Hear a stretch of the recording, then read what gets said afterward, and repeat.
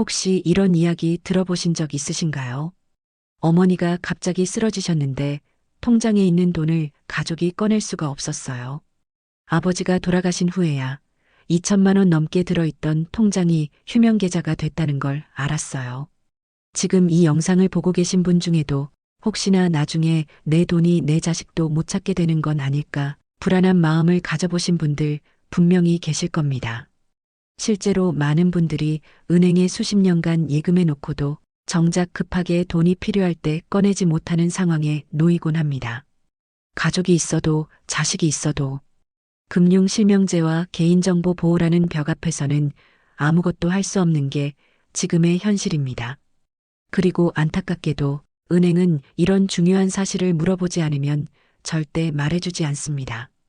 저는 최근 부모님의 금융 문제를 직접 겪으면서 왜 많은 어르신들이 평생 모은 돈을 제대로 쓰지도 못하고 그냥 묻히게 되는지를 뼈저리게 느꼈습니다. 그래서 이 영상을 만들게 되었습니다. 지금부터 말씀드릴 내용은 은행 직원도 솔직히 말해주지 않는 60세 이상 예금자라면 반드시 알아야 할 진짜 정보입니다. 아주 사소한 정보 하나만 미리 알았더라면 정말 많은 분들이 눈물 흘리지 않아도 되었을 겁니다. 지금부터 여러분의 소중한 돈을 지킬 수 있는 이야기를 하나씩 차근차근 해드리겠습니다. 많은 분들이 이렇게 생각하실 겁니다. 나는 은행에 예금해 놨으니까 혹시 무슨 일이 생겨도 내 돈은 안전하겠지. 그렇죠.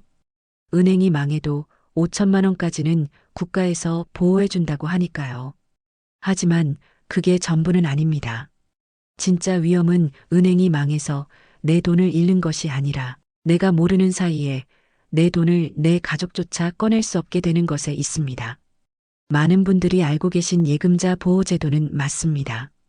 은행, 저축은행, 보험사, 심지어 증권사까지 한 금융사당 5천만 원까지 보호해주는 제도죠. 하지만 이 제도에도 놓치기 쉬운 맹점이 있습니다. 내 예금을 보호해주는 만큼 그 돈은 나밖에 찾지 못합니다. 예를 들어볼까요? 어르신이 은행에 4,800만 원을 예금해 놨습니다. 그런데 갑자기 병으로 쓰러져서 의식이 없고 가족이 급히 병원비가 필요해 은행에 가서 통장을 들이밀고 말합니다. 이거 저희 어머니 통장인데요. 병원비가 급해서 좀 인출하려고요. 그런데 은행 직원은 뭐라고 말할까요? 죄송합니다.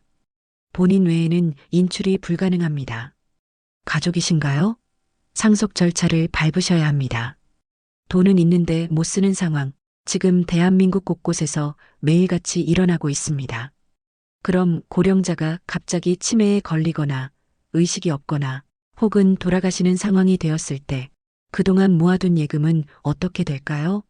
많은 자녀분들은 이런 상황을 경험하고 나서야 깨닫습니다. 우리 부모님이 남겨주신 통장, 당장 병원비에 써야 하는데 가족이 있어도 못 쓰는구나. 그리고 그때부터 상속 절차라는 벽에 부딪히게 됩니다. 상속 절차는 절대 간단하지 않습니다. 사망진단서, 가족관계증명서, 재적등본, 인감증명서, 유산분할 협의서까지 가장 가까운 가족 사이에도 싸움이 벌어지는 이유가 여기에 있습니다. 심지어 상속인 중 단 한 명이라도 연락이 안 되거나 협조하지 않으면 계좌 해지가 몇 년씩 지연되기도 합니다. 우리 아버지는 미리 유언장 써놓으셨는데요. 라고 말씀하시는 분들도 계십니다. 하지만 공증이 없는 유언장은 법적 효력이 없거나 유산분할 협의에 갈등만 더 키우는 경우도 많습니다. 또 하나 많은 분들이 놓치는 것이 있습니다. 바로 휴면계좌입니다. 금융거래가 1년 이상 없고 예금 만기가 지난 계좌는 자동으로 휴면계좌로 분류됩니다. 그리고 이 계좌는 더 이상 일반 은행 창구에서 인출이 되지 않습니다. 서민금융진흥원이라는 기관을 통해 따로 신청해야만 찾을 수 있는데 이 과정을 모르면 내 돈이 사라졌다고 오해하는 분들도 많습니다. 심지어 고령자분들은 기억이 흐릿해져서 예전에 만든 통장을 잊고 지내는 경우도 많죠. 가족도 모르고 본인도 모르면 그 돈은 그냥 잠든 채로 남습니다. 이런 잠자는 돈이 대한민국 전체 금융권에서 10조 원이 넘는다는 보고도 있습니다. 그러면 어쩔 수 없는 건가요? 아닙니다. 지금이라도 할 수 있는 준비가 분명히 있습니다. 가장 먼저 고려하셔야 할 것이 금융보호자 등록제도입니다. 이 제도는 고령자 본인이 스스로 지정한 가족이나 지인을 금융보호자로 등록해두면 이후 본인이 판단 능력이 떨어졌을 때 대리로 금융상담이나 간단한 업무를 맡길 수 있도록 해주는 제도입니다. 하지만 이 역시도 미리 등록해 놓지 않으면 아무 소용이 없습니다. 실제로 치매 진단을 받고 난 뒤에는 법적으로 본인의 동의를 받을 수 없기 때문에 등록이 불가능합니다.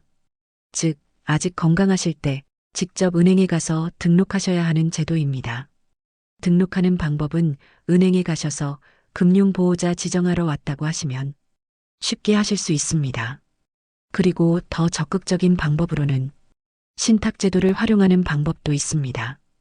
혹시 신탁이라는 단어 들어는 봤지만 왠지 나와는 상관없는 이야기처럼 느껴지시진 않으시나요? 신탁? 어렵고 복잡하고 큰 자산가들이나 쓰는 제도라고 생각하기 쉽습니다. 그런데요, 요즘은 평범한 부모님들도 노후 준비를 진짜 현실적으로 하려는 분들이라면 꼭 알아야 할 제도가 바로 이 신탁입니다. 신탁을 한마디로 정리하자면 내 돈을 내가 살아있을 때부터 내가 정한 사람에게 내가 정한 방식으로 전달하는 제도입니다. 예를 들어 70대 어르신 한 분이 내가 앞으로 몇 년 더 일은 못하겠지만 내가 모아놓은 돈이 병원비나 간병비로 꼭 쓰였으면 좋겠다는 생각을 하셨다고 해볼게요. 그런데 혹시라도 치매가 오면 자신이 그 돈을 꺼내 쓸 수 없게 될까봐 걱정이 되셨습니다.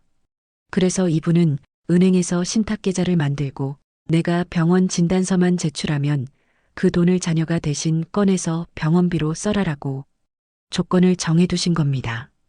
또는 내가 매달 100만 원씩만 꺼내 쓰고 내가 사망하면 나머지는 우리 자녀에게 전달하라는 방식도 가능합니다. 신탁은 바로 이런 식으로 작동합니다. 요즘은 300만 원, 500만 원 정도의 소액도 신탁으로 맡길 수 있는 상품이 많아졌습니다. 심지어 연금처럼 생활비처럼 매달 꺼내 쓰는 구조로도 설정할 수 있고요. 그만큼 이제 신탁은 부자들의 전유물이 아니라 부모님 세대의 현실적 고민을 해결해주는 실용적인 수단이 되고 있습니다. 여기서 많은 분들이 또 한 가지 의문을 갖습니다. 그럼 예금 말고 뭐가 있나요? 주식이나 부동산은 너무 위험해서 겁나요? 맞습니다. 예금은 안전하지만 안정만 보고 있다가 결국 유동성과 상속의 벽에 부딪히는 경우가 많습니다. 그래서 최근에는 CMA 통장, 연금저축, ISA 계좌처럼 조금 더 유연하게 자산을 관리할 수 있는 금융상품들이 주목받고 있습니다. 먼저 CMA 통장은 이렇게 생각하시면 쉽습니다. 예금과 비슷한데 훨씬 더 자유롭게 돈을 넣고 뺄 수 있는 통장입니다. 우리가 평소 쓰는 일반 입출금 통장처럼 언제든지 돈을 꺼낼 수 있지만 그 안에 들어있는 돈은 하루만 맡겨도 이자가 붙습니다. 게다가 대부분의 CMA는 예금자 보호제도도 적용되기 때문에 불안할 필요도 없습니다. 수시로 돈을 넣고 빼면서도 내 자산을 조금이라도 더 불리자는 분들에게 좋은 선택지가 됩니다. 예를 들어 평소에 쓰는 생활비는 일반 입출금 통장에 두고 3개월 이상은 손대지 않을 여유 자금이 있다면 그 돈은 CMA에 넣어두는 겁니다. 필요할 때 바로 꺼낼 수 있고 안 쓰고 있는 동안에는 이자라도 붙기 때문에 훨씬 효율적이죠.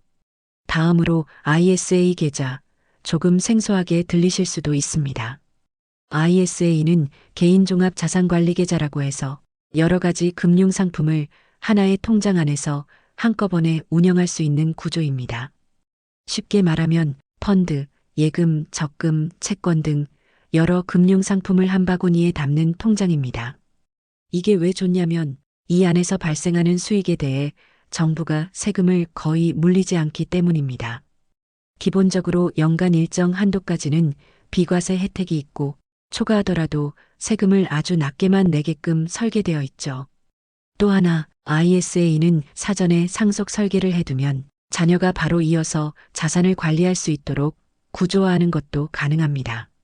돈을 어떻게 키울까 보다 내 돈을 어떻게 안전하게 다음 세대에 넘길까를 고민하는 분들에게 ISA는 꽤 전략적인 상품입니다.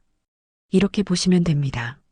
예금은 지금까지의 보관 중심의 금융 방식이었다면 CMA, 연금저축, ISA 같은 상품은 활용 중심의 자산관리 방식이라고 할 수 있습니다. 내 돈을 필요할 때 꺼내 쓰고 쓸모있게 굴리고 나중엔 가족에게 안전하게 넘기기까지.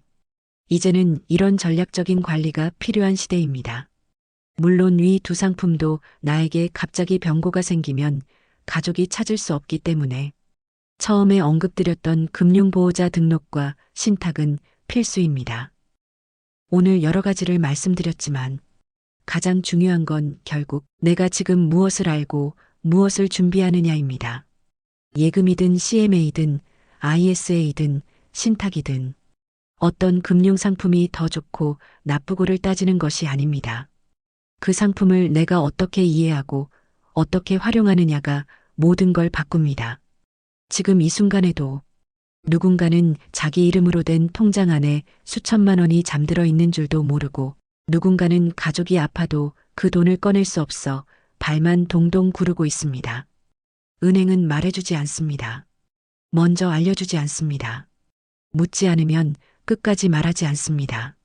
하지만 우리는 이제는 반드시 물어야 합니다. 그리고 반드시 알아야 합니다. 내가 아플 때, 내가 죽은 뒤에, 내가 평생 모은 이 돈이 과연 나를 위해, 그리고 내 가족을 위해 제대로 쓰일 수 있을까? 이 질문 앞에서 밀어두는 순간 기회는 사라집니다. 내 뜻대로, 내 방식대로, 내가 사랑하는 사람들을 위해 그 돈이 흘러가게 만들 수 있는 시간은 오직 지금뿐입니다. 가장 값진 준비는 돈을 많이 모으는 것이 아니라 그 돈이 마지막까지 의미 있게 쓰이게 하는 것입니다. 그게 바로 지금 이 영상을 보고 계신 이유일지도 모릅니다. 끝까지 시청해 주셔서 감사합니다. 영상이 도움이 되셨다면 구독, 좋아요 부탁드립니다. 다음에 더 좋은 영상으로 찾아뵙겠습니다. 건강하시고 행복하시길 바랍니다.